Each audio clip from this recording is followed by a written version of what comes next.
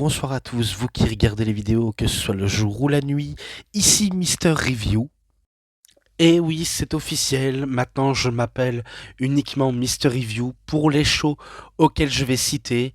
Donc bien sûr les shows que je vais bien sûr en citer avec ce nom-là, ce sera bien sûr pour la WWE, la TNA, un petit peu la AAA, la EW et un petit peu la Ring of Honor. Et là, dorénavant, pour les DVD, ce sera uniquement DVD Pro Catch. Après, pour le nom entier, DVD Pro Catch slash Mister Review, je n'ai pas encore réfléchi si j'allais la garder ou pas. À vrai dire, je ne sais pas encore trop pour d'autres vidéos à venir. Mais tout ce que je sais pour les reviews comme celle-ci, ce sera uniquement Mister Review, tout simplement. Et du coup, pour commencer la vidéo en beauté, pour commencer l'année 2026 qui a déjà commencé, je le sais déjà, eh bien, je vais vous parler d'un show qui s'était déroulé le 4 janvier donc 2026 à Tokyo, au Japon, au Tokyo Dome. Et le nom du show s'intitule tout simplement NJPW, donc New Japan Pro Wrestling Wrestle Kingdom 20. Déjà la 20e édition pour Wrestle Kingdom. Alors, pour ceux qui ne sauraient pas, je vais préférer quand même vous le citer, parce que oui, je me tue à le répéter, et je vais pas vous mentir, je suis un tout petit peu malade, donc désolé si je vais peut-être tousser ou éternuer, ou alors peut-être que je dois couper la vidéo pour essayer de pas que vous entendiez trop. Mais bon, à force de trop parler, on a un petit peu... voilà, on a un petit peu mal. Mais j'essaye malgré tout. Donc, pour ceux qui ne sauraient pas, la New Japan, c'est un peu la WWE au Japon. Et pour ce qui est du show Wrestle Kingdom, c'est un peu le WrestleMania au Japon. Un peu comme dans d'autres structures, hein. Je veux bien dire, la WWE, on sait que c'est l'ultime fédération suprême. Et WrestleMania, c'est leur fameux gros show, leur Super Bowl à eux. Même s'il y en a des alternatives aussi, hein. Je veux bien sûr parler de la TNA qui, elle, je pensais que c'était Slammiversary, leur gros show de l'année. Finalement, c'est Bound for Glory. Ou peut-être que ça peut changer, ça dépend, on ne sait pas. Pour ce qui est de la Ring of Honor, lorsqu'elle était uniquement solo de chez Solo, leur WrestleMania à eux, c'est Final Battle. Et pour ce qui est de la AEW, au début, je pensais que c'était Double or Nothing. Finalement, c'est All In. Voilà tout.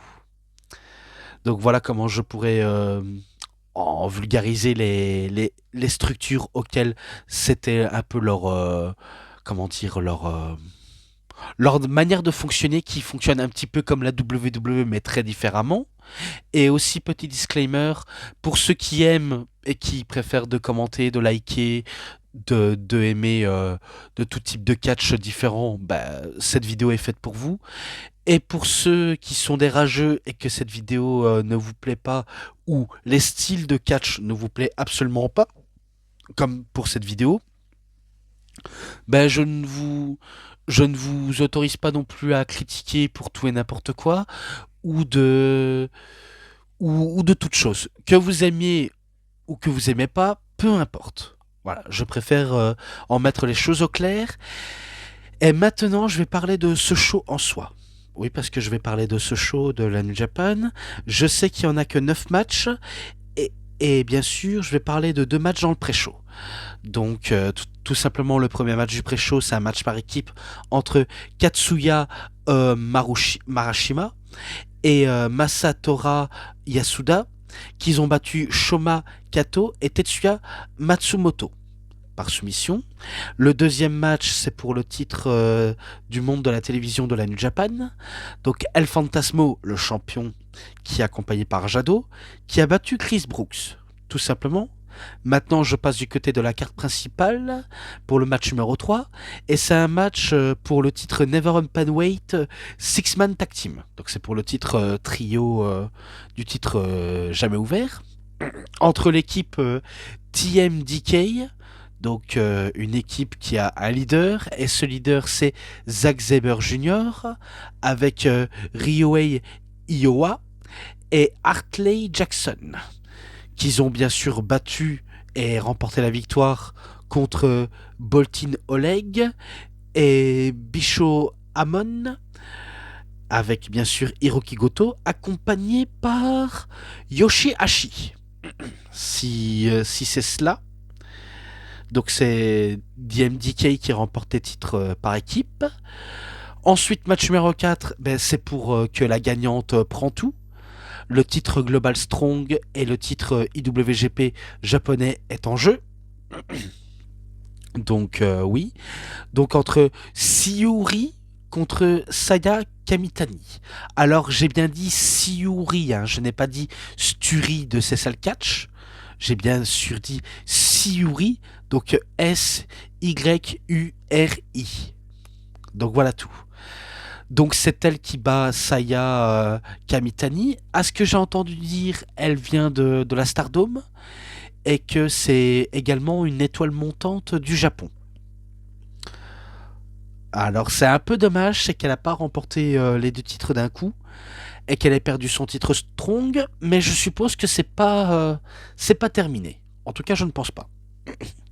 Enfin bref, maintenant, match numéro 5, c'est un match par équipe de 10 équipes, enfin une équipe de 10. La première équipe, c'est United Empire, équipe composée de Andrade El Idolo. Tiens, je croyais qu'il ne pouvait plus catcher pendant plus d'1 an.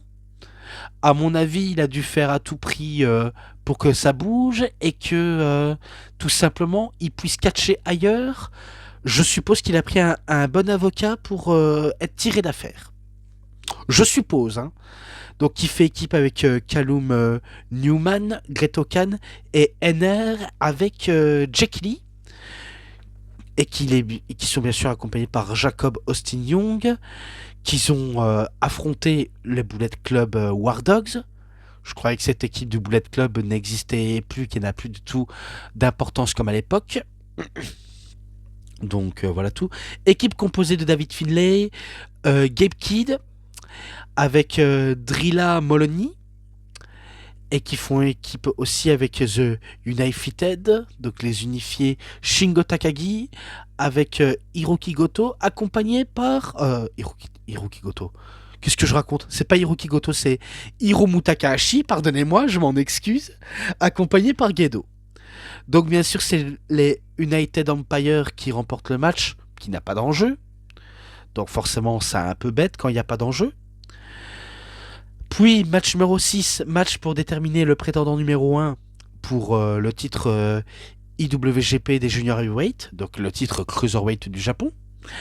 El Desperados qui a battu Kosei Fujita, Taishi Ishimori, et Sho accompagné... Non, c'est pas accompagné, c'est... Et également Yoshinobu Kanemaru. Ah, parce que j'ai cru que c'était accompagné, mais non. Donc je m'en excuse aussi. Donc c'est tout simplement El Desperado qui bat tout le monde et qui devient le prétendant au titre. Alors, qui est le champion IWGP des juniors? Je ne sais pas. Je ne suis plus trop du tout la New Japan ces temps-ci. D'ailleurs, j'ai une petite question pour tous les fous du catch. Parce que oui, je l'assume d'être un gros marque. Je l'assume. Et je vous emmerde tous. Pour ceux qui n'aiment pas... qui suivent toutes les structures de catch. Que moi je suis. Mais que j'en parle pas forcément beaucoup. Est-ce que ça vaut le coup de souscrire un abonnement pour tout simplement regarder les shows de la New Japan? Pas forcément de faire que des reviews, vu comment moi ce qui m'intéresse c'est Wrestle Kingdom et rien d'autre. Est-ce que ça vaut le coup? Je ne sais pas. Mais j'aimerais bien essayer de souscrire un abonnement, vu comment très récemment je me suis un petit peu souscrit à Thriller TV, là où je peux regarder la EW en français et acheter comme il se doit. Bon, après il y a aussi Prime Video, mais Prime Video... j'ai pas envie de tout claquer n'importe comment mon argent comme si je claquais par les fenêtres, vu comment je claque déjà assez pour Netflix, HBO Max, Disney+, etc. Et peut-être pour TNA+, j'aimerais bien aussi souscrire, mais bon, ça on verra bien. Pour l'instant, je n'ai pas encore pris de décision là-dessus, mais voilà bon, voilà donc. Donc match numéro 7, match simple pour le titre Never Openweight solo, avec Aaron Wolf, qui bat le champion Never Openweight Evil, accompagné par Dick Togo, Don Fale, Sanada, Yujiro Takahashi et René Narita par soumission. Donc il bat Evil par soumission. Et attention, apparemment c'est le premier match de ce très cher Aaron Wolf qui bat Clean Evil, pardonnez-moi. Alors que Evil a déjà été champion du monde IWGP, du monde poids lourd bien sûr, et champion intercontinental. Donc c'est très étonnant qu'un nouveau venu bat un catcheur qui a déjà été établi, même si Evil m'a pas toujours... Enfin, il m'a jamais pour dire si diverti que ça, mais, euh, mais voilà, sans plus.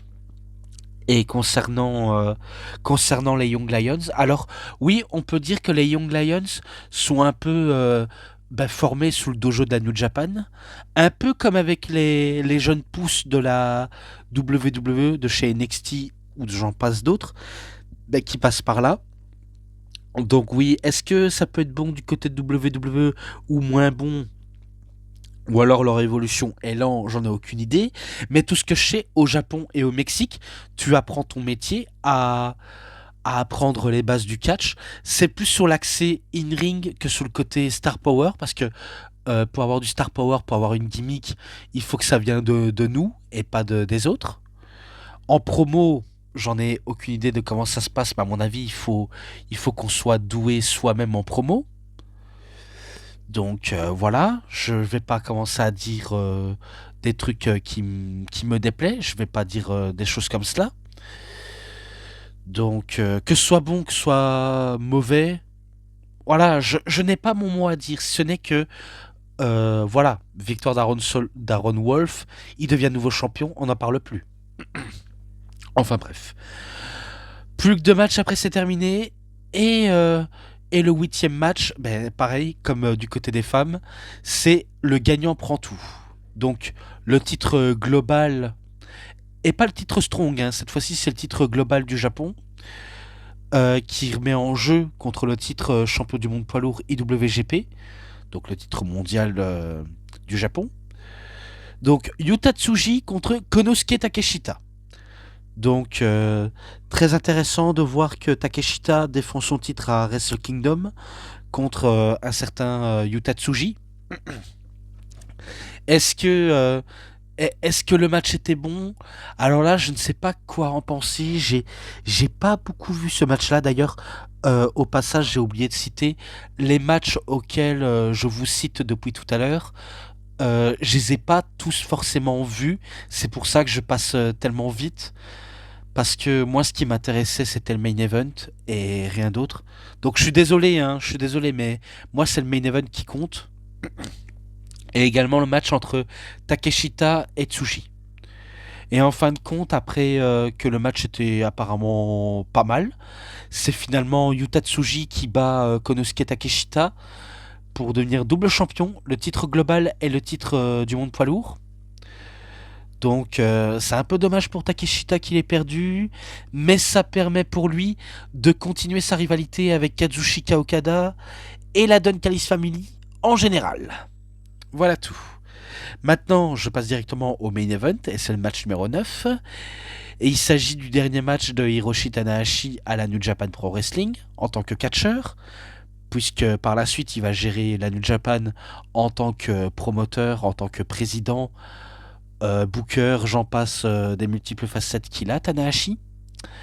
Donc Kazuchika Okada contre Hiroshi Tanahashi et un certain Gedo qui s'est rabiboché avec Kazuchika Okada. Ça me fait penser à Paul Heyman qui s'est rabiboché très récemment avec Brock Lesnar, alors que par le passé il avait trahi pour être avec Roman Reigns, puis trahi Roman Reigns pour être avec CM Punk à nouveau, puis il retrahit CM Punk comme par le passé en 2013 pour se rallier à Rollins, et puis il trahit Rollins pour se rallier à Bronson Reed, Braun Breaker, Logan Paul et également Austin Theory.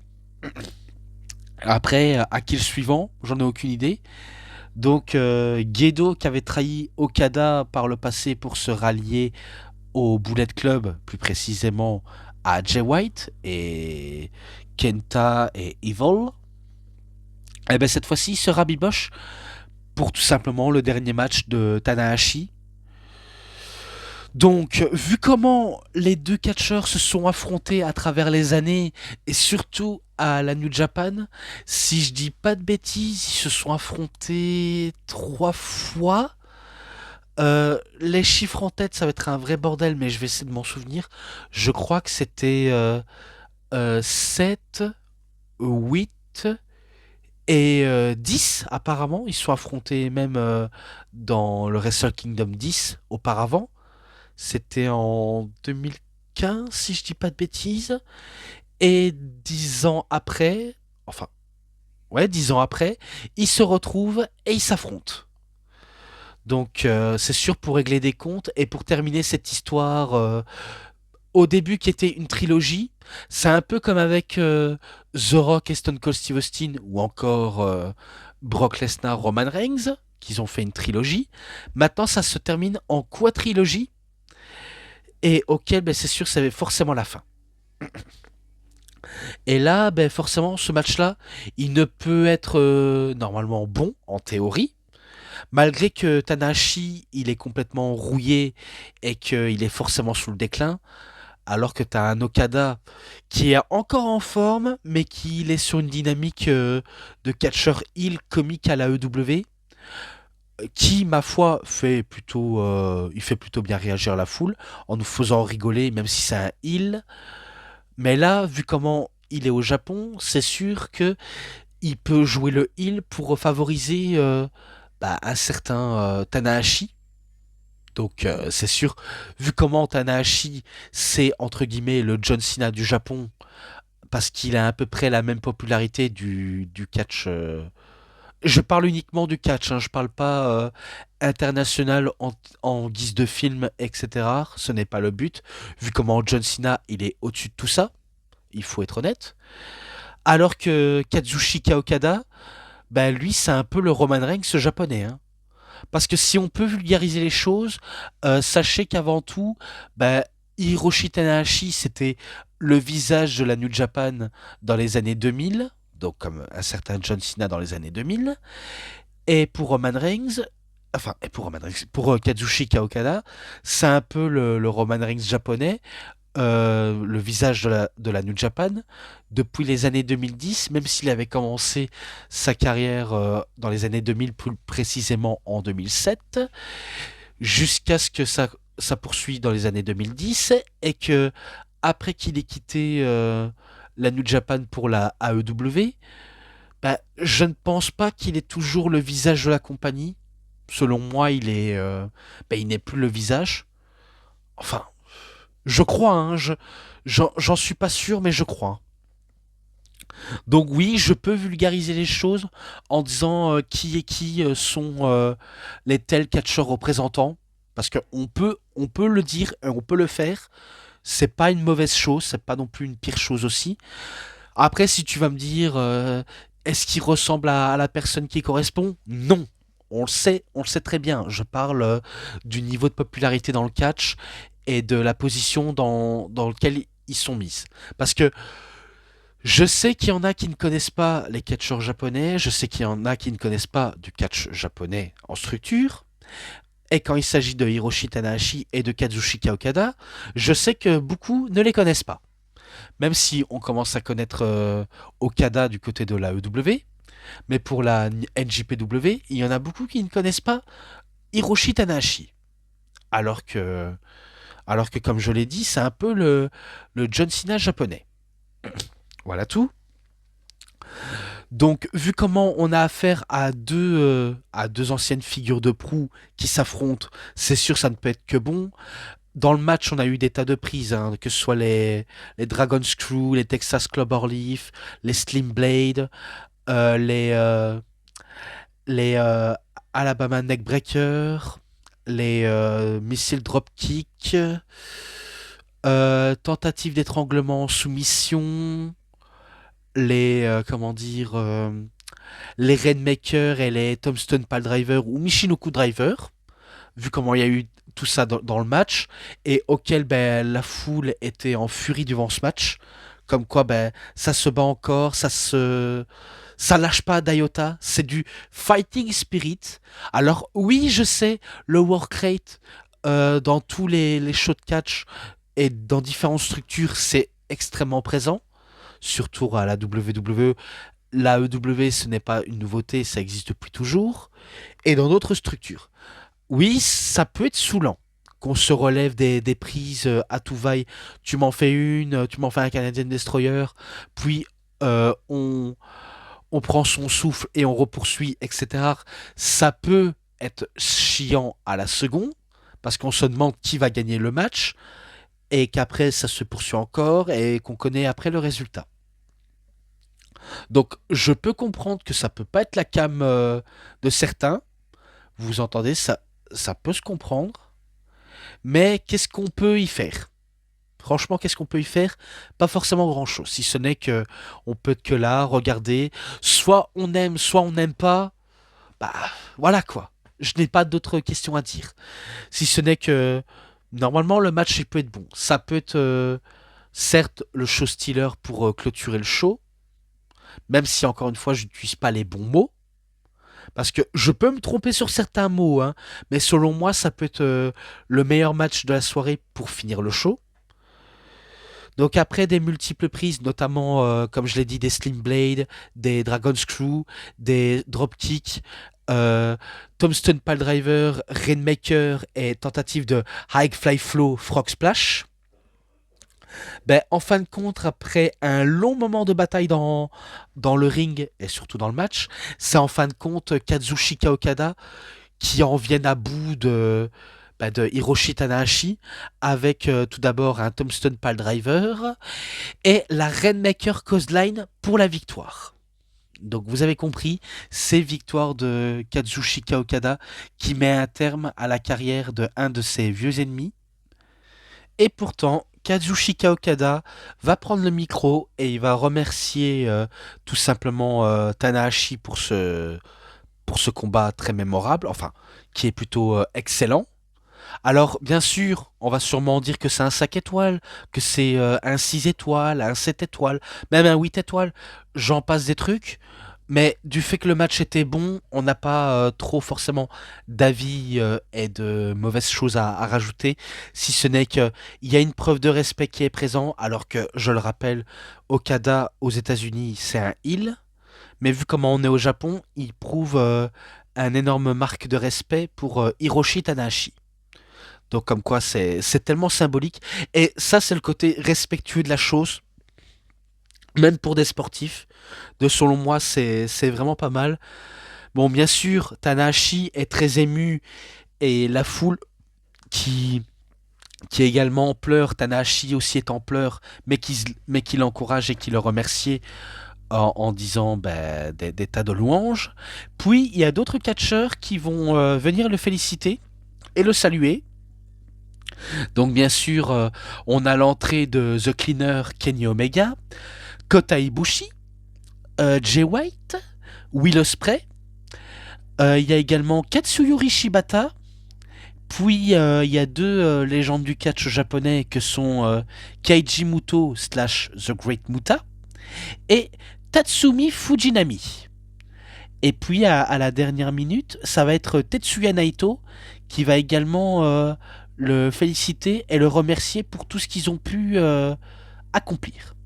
Tout simplement. Donc la marque de respect est présente. Et voilà comment, d'ailleurs dans ce match-là, c'est d'ailleurs comme ça comment on peut terminer sa carrière là, sur un simple tombé.